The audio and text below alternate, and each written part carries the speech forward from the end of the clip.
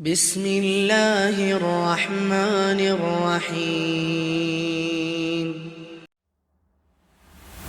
Berturut-turut Zulqa'dah, Zulhijjah, dan nanti setelah itu Al-Muharram. Saat ini kita berada di Zulhijjah.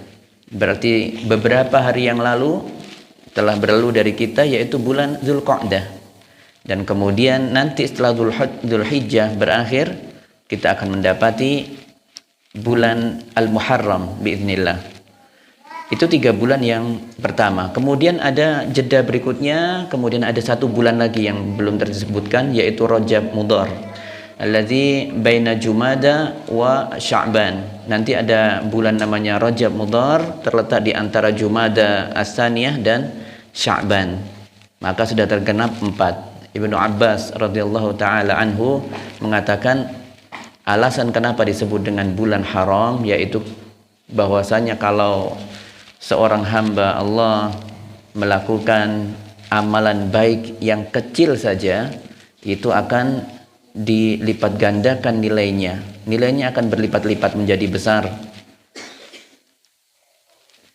Berbeda nilainya ketika dia melakukan hal yang sama, perbuatan kecil yang sama tapi di luar 4 bulan haram ini. Demikian kalau ada hamba Allah yang melakukan maksiat kecil saja di hari-hari di antara 4 bulan haram ini, maka nilainya akan lebih besar, ya, lebih besar daripada ketika ia melakukan hal yang serupa, kemaksiatan yang serupa, yang kecil ketika di bulan luar 4 bulan haram ini.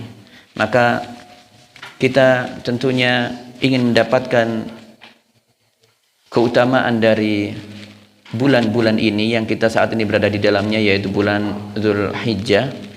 Maka kita berusaha untuk meningkatkan ketakwaan kepada Allah, meningkatkan kualitas ibadah kita, tentunya dengan jujur kepada Allah, yaitu dengan meminta pertolongan kepada Allah. Karena tidak ada yang bisa mengantarkan kita kepada peribadatan kepada Allah semata. Tidak ada yang bisa mengantarkan kepada peribadatan yang berkualitas kepada Allah kecuali dengan permohonan tolong kepada Allah yang kita ikrarkan setiap membaca Al-Fatihah di setiap rakaat salat kita. Iyyaka na'budu wa iyyaka nasta'in. Hanya kepada Engkau kami menyembah dan hanya kepada Engkau kami memohon pertolongan. Poin di situ adalah tujuan utamanya adalah untuk beribadah. Namun ibadah itu tidak akan sampai kecuali kita dengan memohon pertolongan kepada Allah dan mendapatkan pertolongannya darinya. Semoga Allah memberikan taufik dan hidayahnya serta kekuatan untuk kita dalam mengisi bulan-bulan haram ini dengan memaksimalkan amalan-amalan kebaikan kita. Amin ya rabbal alamin. Hari ini insyaallah taala kita akan melanjutkan membahas kitab Riyadhus Shalihin, masih berkaitan dengan bab sabar, dan kita masuk ke hadis yang ke-43, urutan ke-43 di sini. Perkara sabar ini tentu masih panjang pembahasannya dan belum selesai juga, karena permasalahan kesabaran itu tidak pernah berhenti. Setiap manusia menjalani kehidupannya membutuhkan kesabaran dalam berbagai hal. Sabar dalam ketakwaan kepada Allah, sabar dalam beribadah kepada Allah, sabar ketika diberikan nikmat untuk tidak menggunakan nikmat itu dalam jalan-jalan yang dapat merugikan dia di dunia dan di akhirat. Berikutnya juga sabar dalam menjauhi larangan-larangan Allah Subhanahu wa ta'ala. Butuh kesabaran yang besar, dan kita butuh pertolongan Allah berkaitan dengan hal ini. Dan juga yang terakhir adalah sabar dalam menghadapi setiap ujian yang Allah timpakan kepada kita. Di sini hadis yang akan kita bahas hari ini adalah dari Anas bin Malik radhiyallahu anhu. Beliau bercerita, qala Rasulullah sallallahu alaihi wasallam, "Idza aradallahu bi'abdihi khaira ajjala lahul 'uqubah fid dunya." Jika Allah menghendaki hambanya untuk mendapati kebaikan, maka Allah akan segerakan uqubah fid dunya, yaitu balasannya, yaitu balasan ketika di dunia, balasan atas atas maksiat dan dosa yang ia lakukan, disegerakan sebelum sampai ke hari akhir nanti, di hari pembalasan nanti. Wa idza aradallahu bi'abdihi syarra, dan jika Allah menghendaki keburukan bagi hambanya, amsaka anhu bidzanbihi, Allah akan tetap memegang atau tetap membiarkan dia dalam dosanya. Allah akan membiarkan hambanya tetap bergelimangan dosa hatta yuwafiya bihi yaumal qiyamah, numpuk terus sampai nanti dibalas secara totalitas tentunya di hari kiamat nanti. Wal iyadu billah. Jamaah yang dimulakan oleh Allah, sesungguhnya berkaitan dengan perbuatan-perbuatan Allah, maka selalu didasari atas dua hal yang selalu kita memuji kesempurnaan perbuatan Allah, yaitu bahwa seluruh yang dilakukan oleh Allah, seluruh perbuatan Allah itu tidak pernah lepas dari keadilan dan dari hikmah. Tidak pernah dari itu. Seluruh perbuatan Allah pasti bermuara pada keadilannya dan pasti ada hikmah di balik itu semuanya. Dalam firman-Nya Allah menyebutkan fa'alun lima yurid. Allah bebas berkehendak melakukan apapun. Innallaha yaf'alu ma yasha. Allah juga bebas melakukan atau apa yang Ia kehendaki. Seluruh perkara ada di tangan Allah Subhanahu wa taala. Di sini disebutkan ketika seseorang diinginkan kebaikan darinya, ya, dari Allah Subhanahu wa taala, Allah menginginkan kebaikan kepada seorang hamba, maka Allah segerakan hukumannya sebelum disiksa di hari kiamat nanti, di hari pembalasan nanti. Karena memang manusia selalu tidak luput dari dosa. Bukan hanya dalam dosa-dosa yang di luar ibadah, bahkan di dalam ibadah pun terkadang kita lalai kepada Allah. Kita sering lalai di dalam beribadah kita. Berapa detik, berapa menit kita dalam sholat itu kita lalai, tidak berfokus kepada Allah. Kita memikirkan hal-hal yang lainnya, tidak konsentrasi di dalam itu. Betapa banyak ibadah yang kemudian kita nodai dengan amalan-amalan maksiat, ya. Jadi itulah yang disebut dengan taksir, yaitu seseorang tidak pernah luput dari dosa meskipun dalam beribadah. Maka ini semuanya akan dibersihkan oleh Allah Subhanahu wa taala. Ya. Bentuknya adalah biasanya dengan musibah, dengan cobaan, dengan hal yang menyakitkan, dengan hal yang membuat seseorang itu tidak nyaman secara fisik ataupun secara psikis, ataupun diberikan ujian dari orang-orang kesayangannya atau dari sisi hartanya dan segala hal yang intinya membuat dirinya tidak nyaman. Itulah yang disebut dengan musibah. Dan musibah itu adalah bentuk penghapusan dari Allah, penghapusan dosa dari Allah Subhanahu wa taala, agar orang tersebut bisa dalam keadaan bersih ketika bertemu dengan Allah nanti, bisa tanpa siksaan. Oleh karenanya kita mendapati betapa sering kita diberikan sakit dalam siklus kehidupan kita setahun misalnya. Kita ada sakit berapa lama di waktu setahun itu? Itu adalah penghapusan dosa dari Allah. Bahkan kita mendapati orang ketika sakaratul maut, bahkan mendekati kematiannya, ketika Allah menginginkan kebaikan, maka mungkin bisa jadi karena satu dosa yang belum terhapuskan atau dua dosa saja, Allah kasih sakitnya itu agak lama, sakaratul mautnya agak lama, diberikan pesakitan yang begitu luar biasa. Tujuannya adalah demi kebaikan dia untuk bisa bertemu dengan Rabb-Nya Azza wa Jalla nanti dalam keadaan bersih tanpa siksaan. Karena hukuman di akhirat jauh lebih besar daripada di dunia. Sebaliknya juga demikian. Kenikmatan di akhirat tentu jauh lebih baik daripada kenikmatan yang pernah ada di dunia. Maka jemaah yang dimuliakan oleh Allah, ketika seseorang ditimpakan musibah, maka tentu kita memiliki rasa husnudzon kepada Allah Subhanahu wa taala. Nah, memiliki husnudzon kepada Allah Subhanahu wa taala dalam berbagai hal, dan itu kita lafalkan dalam setiap Al-Fatihah kita. Alhamdulillahi rabbil alamin. As-Sa'di rahimahullah ta'ala menyebutkan kita memuji Allah. Apa yang kita puji?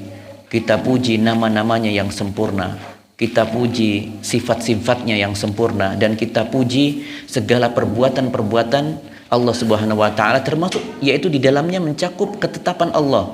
Seluruh apa yang ditetapkan oleh Allah pasti baik, pasti ada hikmahnya, pasti ada keadilan di dalamnya. Maka kita memohon taufik dan hidayahnya untuk bisa memaknai ini dengan baik, yaitu kita melafalkan alhamdulillahirabbil alamin. Itu kita sudah mengikrarkan dalam lisan kita, dan kemudian kita masukkan dalam hati kita bahwa segala yang ada di hadapan kita yang belum terjadi nanti, baik atau buruk menurut pandangan kita, itu pasti baik insyaallah ta'ala dengan izin Allah Subhanahu wa ta'ala. Seperti itu, kita yakini seperti itu ya.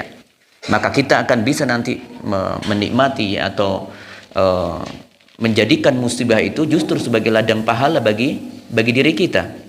Kita ditimbakan musibah, tetap kita alhamdulillah ala kulli hal. Dapat kenikmatan, kita juga tetap alhamdulillah. Jadi alhamdulillah melingkupi seorang mukmin dalam berbagai keadaannya.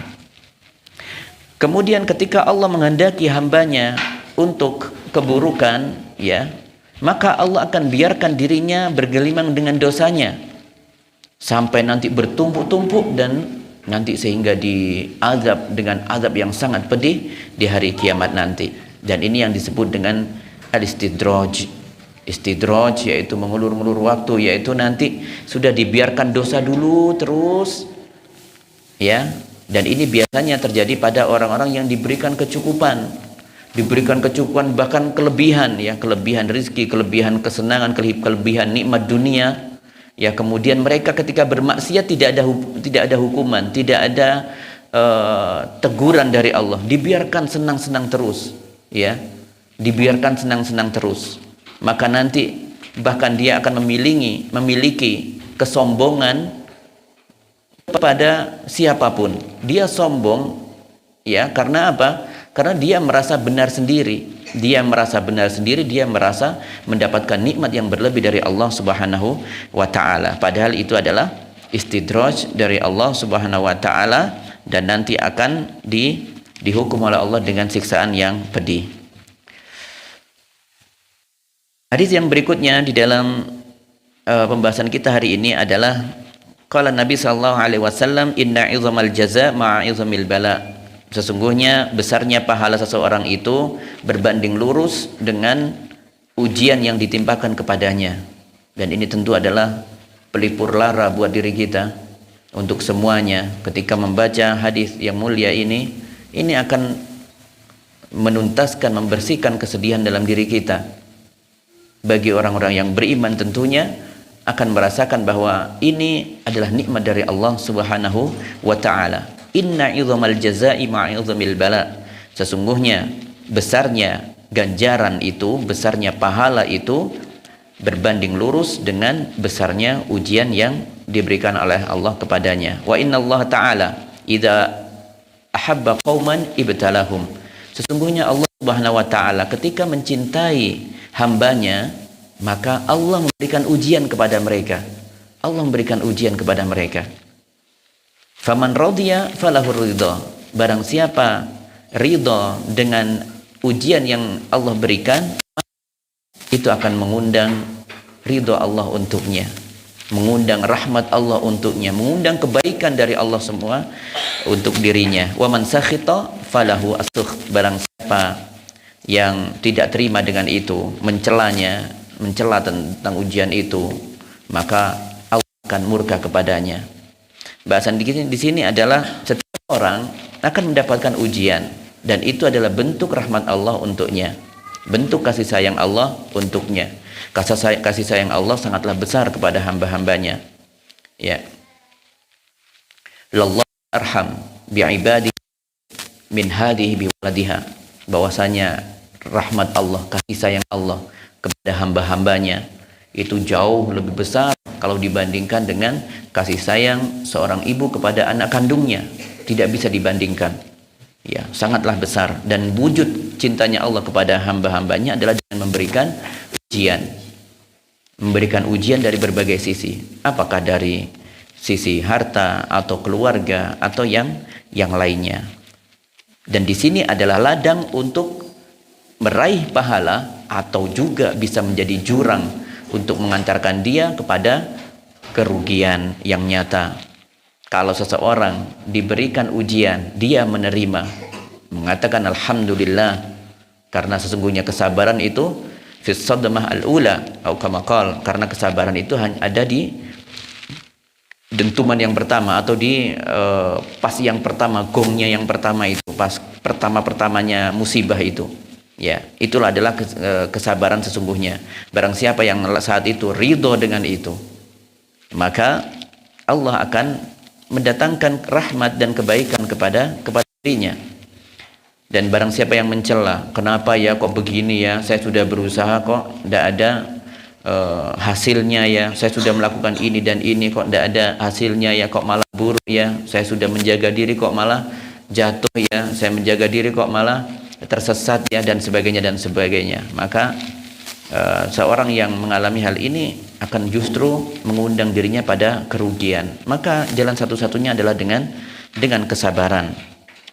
Dan di dalam hadis yang kita baca baru saja ini menunjukkan kebalikan dari redaksi hadis yang kita bacakan, yaitu ketika pahala itu besar dengan sebanding dengan besarnya ujian yang Allah berikan, maka ketika Allah memberikan yang kepada kita bersabar dengannya, kita tetap mendapatkan pahala, tapi pahalanya tentu lebih kecil.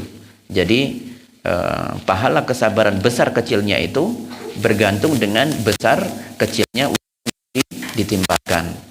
Nah, dan kita tentunya kalau manusia ujiannya itu sangatlah kecil, berbeda dengan para nabi, karena Nabi SAW mengatakan inna asyaddan nasi balaan al-anbiya. Sesungguhnya orang yang paling banyak ujiannya, paling berat ujiannya itu adalah para nabi. Maka kita sesungguhnya jauh dari para anbiya salawatullahu alaihim ajma'in. Ya, maka di sini ada ajakan untuk kita semuanya, syariat untuk kita semuanya, ya, bahwasanya untuk mendapatkan kemuliaan pahala yang besar, yaitu dengan melalui kesabaran. Dalam firman-Nya Allah menyebutkan innama yuwaffas sabiruna ajrahum bighairi hisab. Sesungguhnya Allah akan memberikan pahala tanpa hisab, ya, pahala yang maksudnya yang tidak terbatas, tidak disebutkan angkanya, ya. Karena begitu agungnya nilai kesabaran itu bagi orang-orang yang bersabar. Dan ini para ulama mengatakan ini terjadi terkumpul pada orang yang berpuasa. Orang yang berpuasa itu terkumpul seluruh kesabaran. Oleh karenanya Allah mengkhususkan ibadah puasa itu fa inna asyamu li, ya, wa ana ajzi bi, kama qala, ya, puasa itu khusus untukku dan aku akan memberikan pahala atau ganjarannya secara langsung. Ini mengapa demikian khususnya? Karena memang terkumpul di dalamnya, menurut para ulama adalah terkumpul di dalamnya seluruh kesabaran.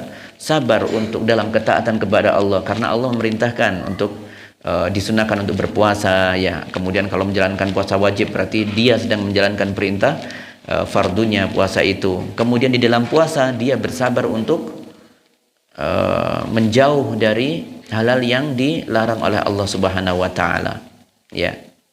Dan kemudian dia menahan lapar. Lapar itu hal yang tidak enak. Itu adalah hal yang tidak enak. Itu sudah tiga hal yang terangkum dalam orang yang berpuasa. Orang yang berpuasa akan menahan laparnya, dahaganya selama seharian penuh, sehingga terkumpulah nilai kesabaran dalam orang yang berpuasa ini dengan sempurna. Nah, maka kita semuanya memohon pertolongan kepada Allah, memohon taufik dan hidayahnya kepada Allah untuk bisa selalu bersabar dalam berbagai hal yang ada di hadapan kita, dalam keadaan senang, dalam keadaan terutama ketika musibah, dan yang paling penting juga adalah bersabar dalam menjalankan ketaatan kepada Allah Subhanahu wa taala. Kita masuk ke hadis yang terakhir untuk hari ini insyaallah. Hadis ceritanya agak panjang, yaitu tentang bentuk praktik kesabaran. Kalau kita bicara tentang teori-teori atau literatur tentang kesabaran itu terkadang kita mana buktinya, ada pertanyaan seperti itu, bagaimana toh bentuknya, buktinya seperti apa toh, siapa yang sudah melakukan itu. Maka hari ini kita akan membaca apa yang disajikan oleh Al-Imam An-Nawawi rahimahullah ta'ala dalam hadis ke-44, tetap masih dari Anas bin Malik radhiyallahu anhu. Qala, ini cerita tentang Ummu Sulaim, ya, tentang Ummu Sulaim, ya. Qala, beliau bercerita, Anas bin Malik ini putranya. Anas bin Malik adalah putra dari Ummu Sulaim. Kana ibnun li Abi Talha yashtaki. Ini ceritanya Anas, bahwasanya Abu Talha itu punya anaknya dalam keadaan sakit. Dan ini Abu Talha ini adalah suami setelah suami kedua setelah suami pertamanya, yaitu Malik. Karena Anas bin Malik berarti bapaknya adalah namanya Malik. Malik meninggal dalam keadaan kufur. Malik meninggal dalam keadaan kufur. Kemudian setelah itu Ummu Sulaim, ya, menikah dengan Abu Talha radhiyallahu taala anhuma. Nah, berarti Abu Talha ini adalah ayah tirinya Anas bin Malik. Nah, setelah menikah dengan ibunya, ia punya anak, ya, punya anak. Anaknya yang pernah disebut oleh Nabi sallallahu alaihi wasallam, ya Aba Umair, ya, madza fa'ala Nughair, yaitu adalah saudaranya dari Anas bin Malik ini, saudara tirinya, apa namanya, ya, dari sambung dari bapak begitu, ya, sambung dari ibu, ya. Jadi ada saudaranya namanya Abu Umair, ya, dan di situ dalam keadaan sakit saat itu, ya, punya adik. Ini adiknya Anas ceritanya, ini adik tirinya Anas, diceritakan sedang sakit. Fa kharaja Abu Talha, kemudian Abu Talha memiliki urusan keluar rumah, maka beliau pun keluar rumah. Jadi anaknya dalam keadaan sakit, Abu Talha ada keperluan keluar rumah, dan tentunya bersama ibunya, ya, di rumah. Anaknya Abu Talha ini atau adiknya Anas bin Malik ini ada di rumah dalam keadaan sakit. Faqubida as-sabi, kemudian tidak lama berselang anak tersebut meninggal dunia, ya. Abu Umar itu meninggal dunia. Falamma raja'a Abu Talha, kemudian ketika Abu Talha pulang ke rumah, ya, ketika sampai di rumah, qala, dia bertanya kepada istrinya, "Na'am, ma fa'ala ibni?" Gimana kabar anakku, gitu, ya. Bagaimana kabar anakku yang sakit itu? Nah. Kemudian qalat Ummu Sulaim, kemudian Ummu Sulaim istrinya menjawab, ya. Dan dia adalah ibunya, ibu kandungnya, ya, tentunya ibu kandungnya. Ini adalah ibu kandungnya, ini Ummu Sulaim ini, ya. Huwa askan makana, kata Ummu Sulaim. Oh iya, wahai suamiku, dia sekarang keadaannya jauh lebih tenang.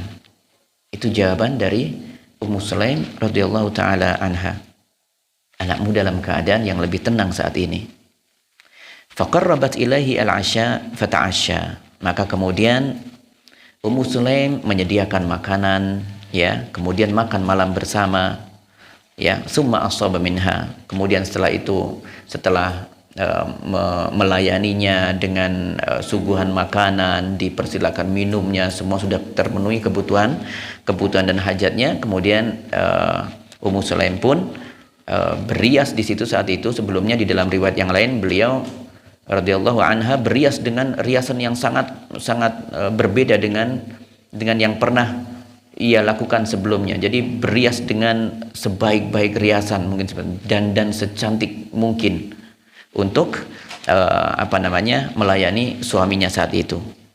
Dan akhirnya mereka pun melakukan hubungan suami istri. Falamma faragha, dan kemudian setelah selesai itu semuanya, qalat, setelah usai semuanya, makan sudah, segala kebutuhan suaminya sudah disuguhkan, dilayani dengan totalitas, dengan penuh totalitas sudah semuanya. Qalat, ketika sudah selesai, baru beliau mengatakan, radhiyallahu anha mengatakan kepada suaminya, waru as-sabiyya, ya, tolong kuburkan anakmu itu. Jadi baru diberitahu setelah anaknya meninggal dan setelah melakukan hubungan itu. Jadi tidak menunjukkan kesedihan intinya di sini. Inilah menunjukkan begitu sabarnya Ummu Sulaim yang tidak dimiliki mungkin oleh kebanyakan ibu-ibu yang ada. Biasanya orang yang mengalami kesedihan paling berat ada ketika seorang kehilangan anak itu adalah sang ibu. Bagaimana tidak? Sang ibu adalah orang yang mengandung dalam waktu yang lama dan berinteraksi dalam waktu yang lebih lama tentunya dari sang bapak, dan itu adalah hal yang maklum di antara kita, hal yang wajar, yang lumrah.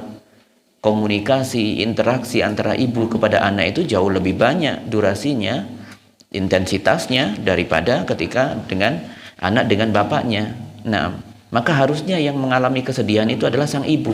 Tapi di sini bagaimana kesabaran Ummu Sulaim? Bahkan dia menyabarkan diri terlebih dahulu tentunya, ya, untuk tidak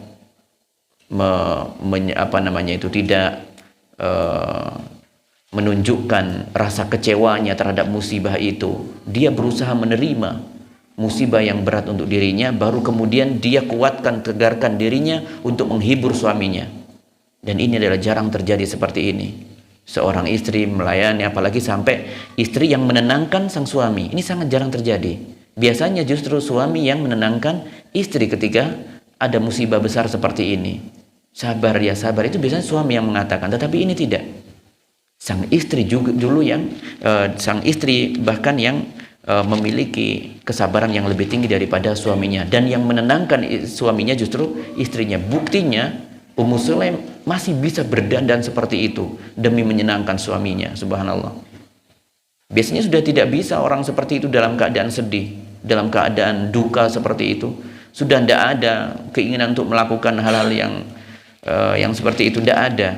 Tetapi di sini Ummu Sulaim tentunya dengan bantuan pertolongan dari Allah Subhanahu wa taala bisa mengabdi dengan totalitas meskipun dalam keadaan sedih, dan ingin menghibur suaminya untuk tidak sedih berkepanjangan.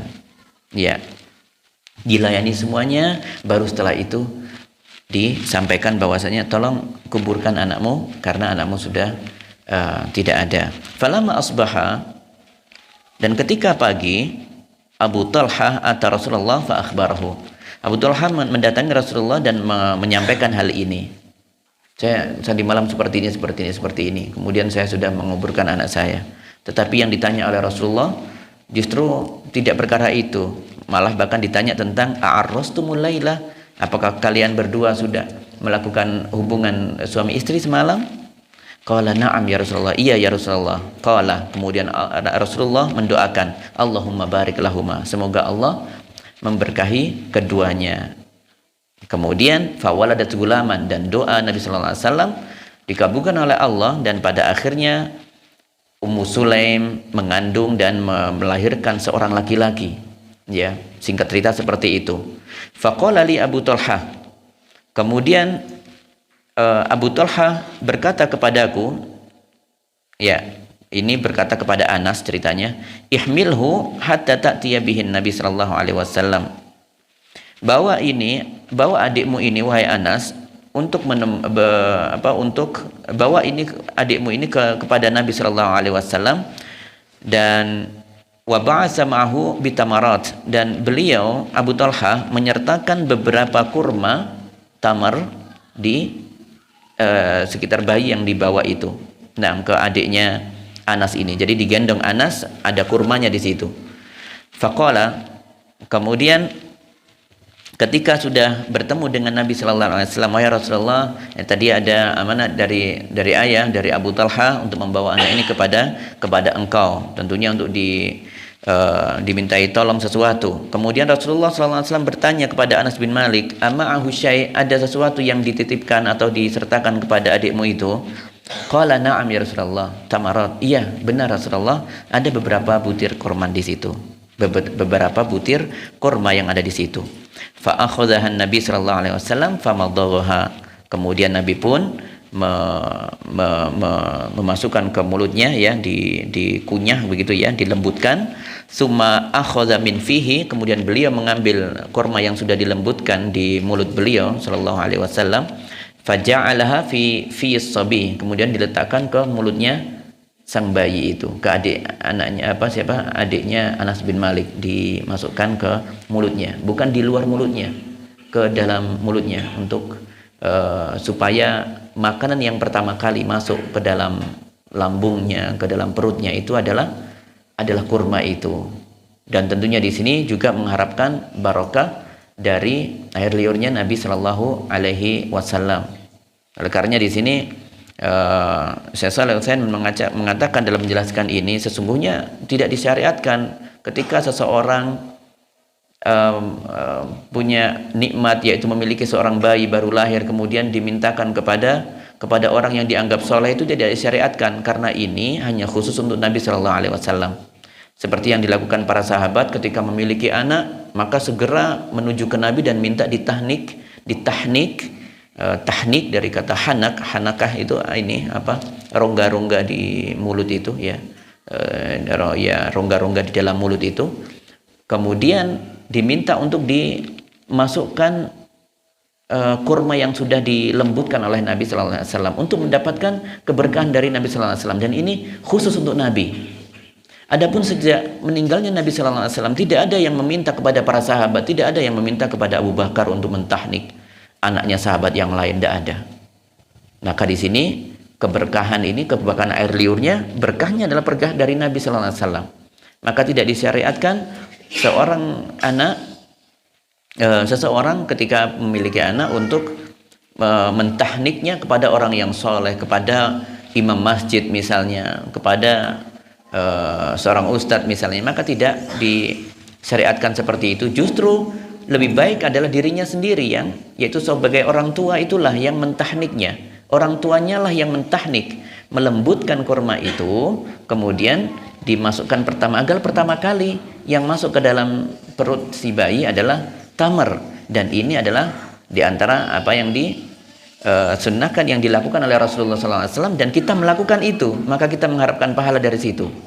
Kita mengharapkan pahala dari meneladani apa yang dilakukan pada zaman Rasulullah tersebut.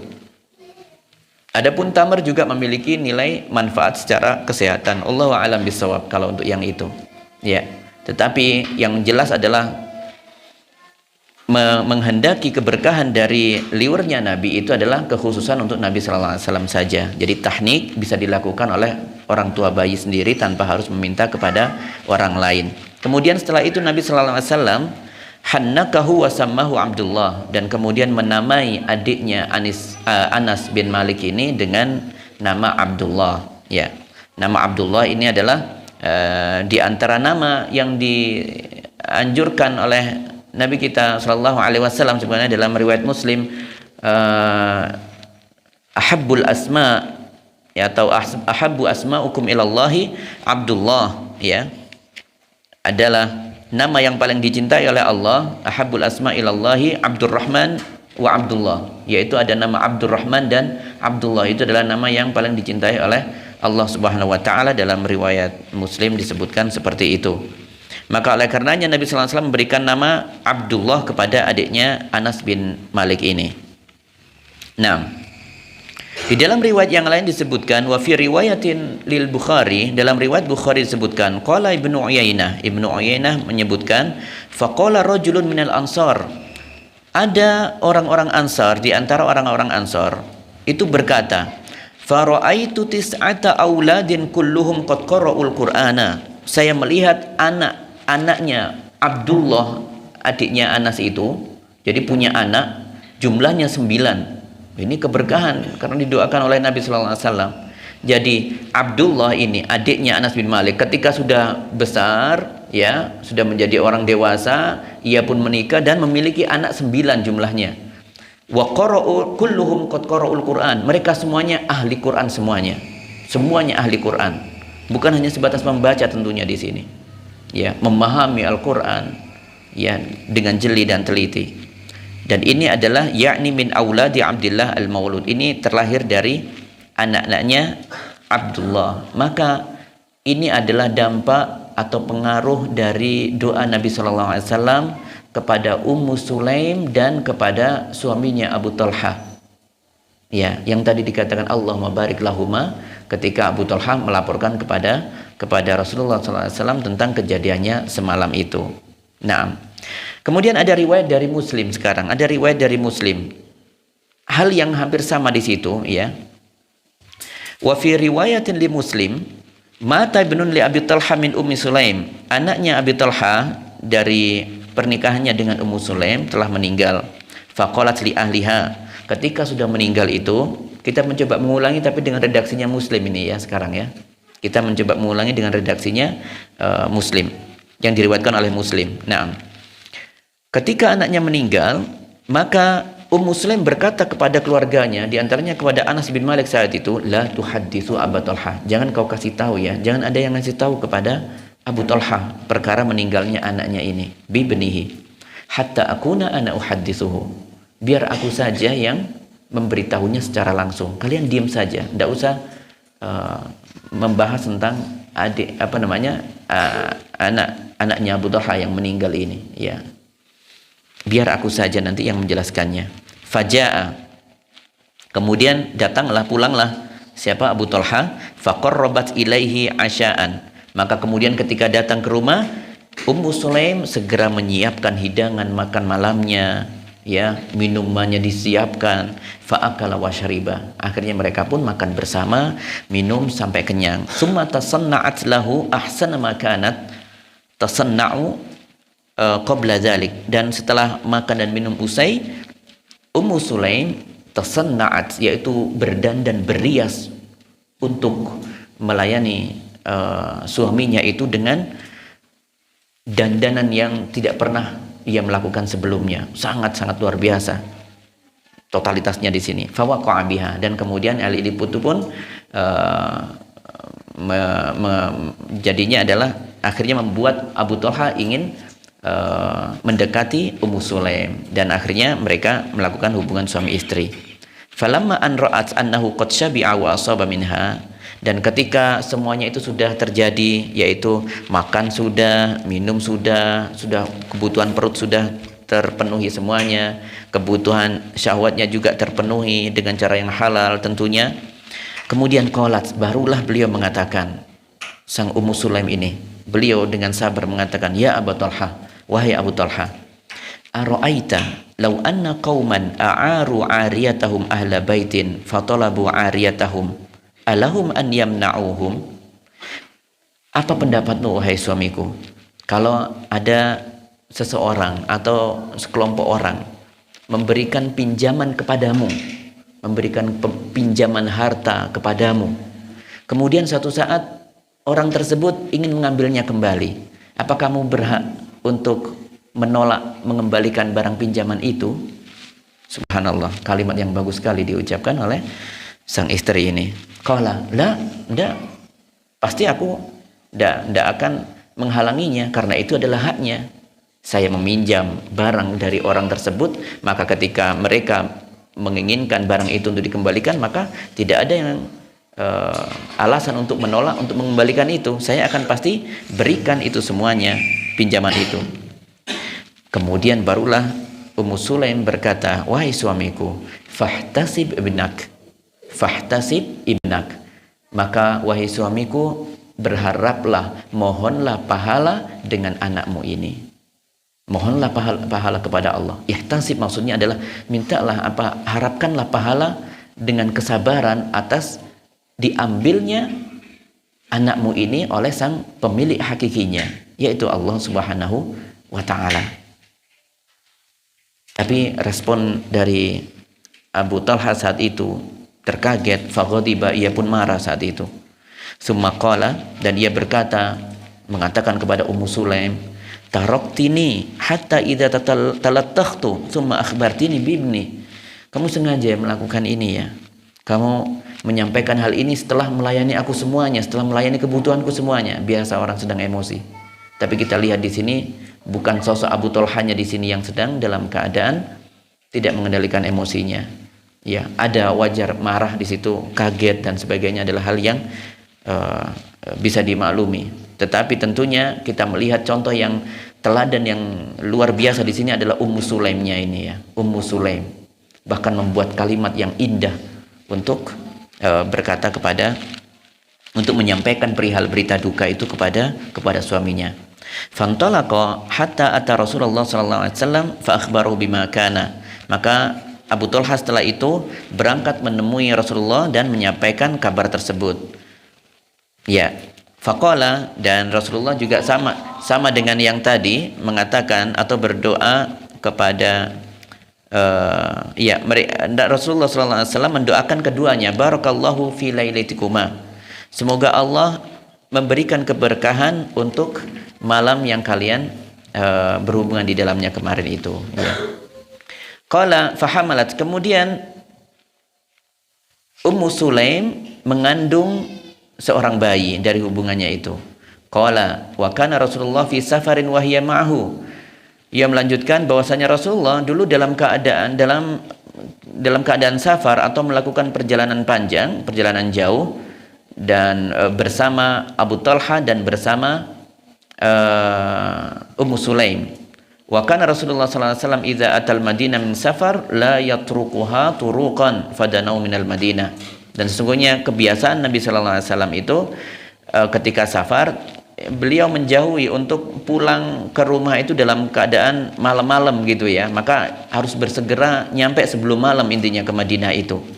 Fadarabahal makhot, tapi ketika dalam perjalanan itu Ummu Sulaim sudah mengalami kontraksi perutnya, sudah mengalami bukaan bahasa kita mungkin di sini ya, sudah seperti mau keluar jabang bayinya itu ya.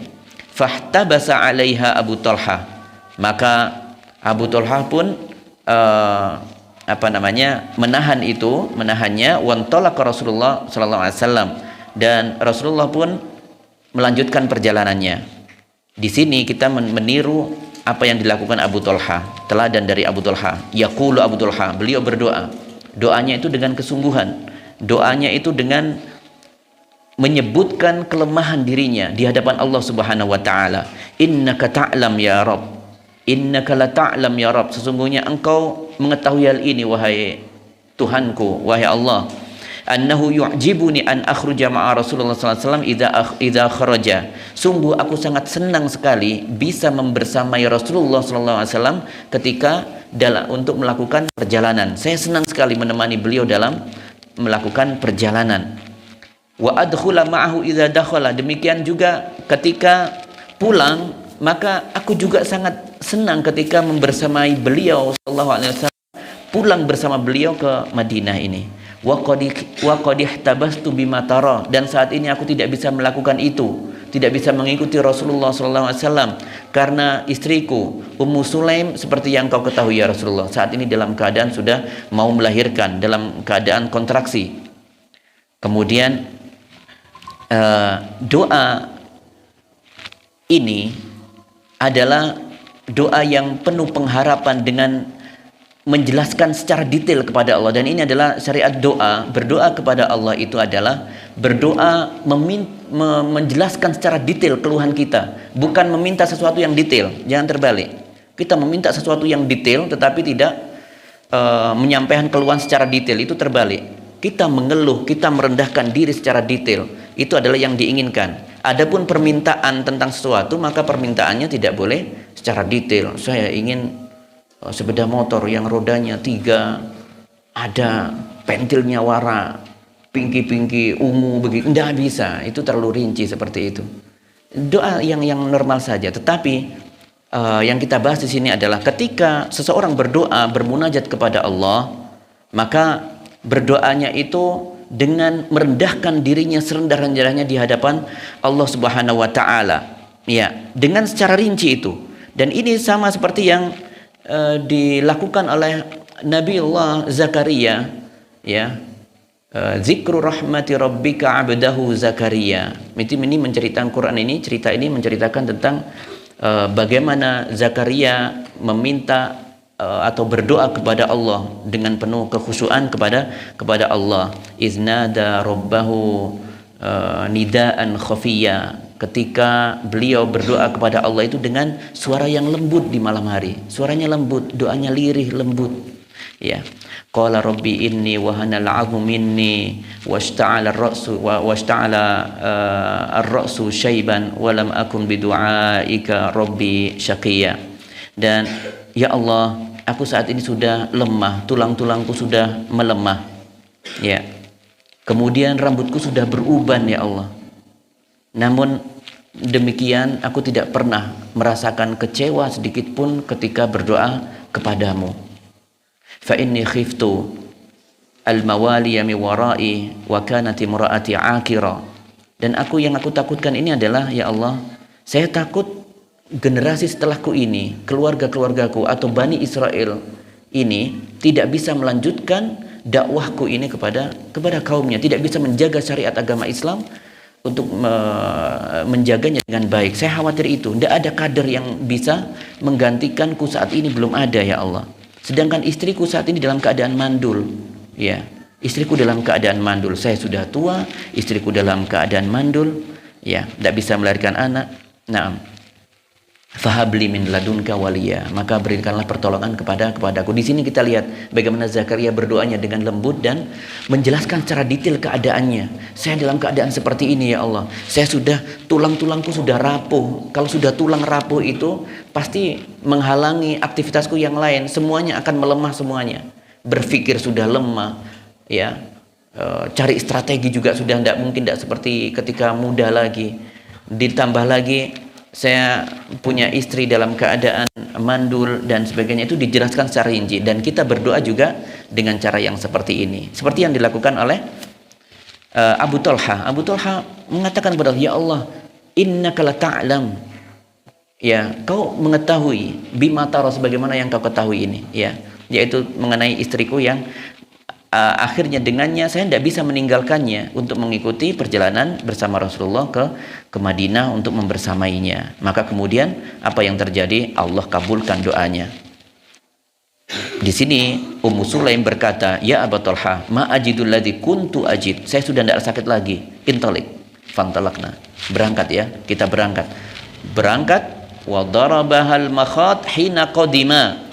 Fawaladat gulaman. Ketika sudah masuk pintu kota Madinah, baru kontraksi lagi. Sudah masuk pintu Madinah, sudah kontraksi lagi. Jadi di sini akhirnya bisa membersamai Rasulullah SAW dengan doanya. Dan ini adalah karomah dari Abu Talha, mendapatkan karomah dari Allah, kemuliaan dari Allah, yaitu doanya dikabulkan oleh Allah Subhanahu Wa Taala dan melahirkan seorang anak. Ya tadi itu anaknya namanya Abdullah, ya, namanya Abdullah.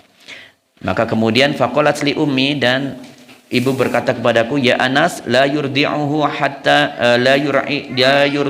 ahadun hatta taghduwa bihi ala Rasulullah. Wahai Anas, bawa ini, kata mamanya, kata Ummu Sulaim di sini, wahai Anas, ini bawa adikmu ini temui Rasulullah sallallahu alaihi wasallam. Jangan biarkan orang menyusui adikmu ini sebelum sampai kepada Rasulullah sallallahu alaihi wasallam.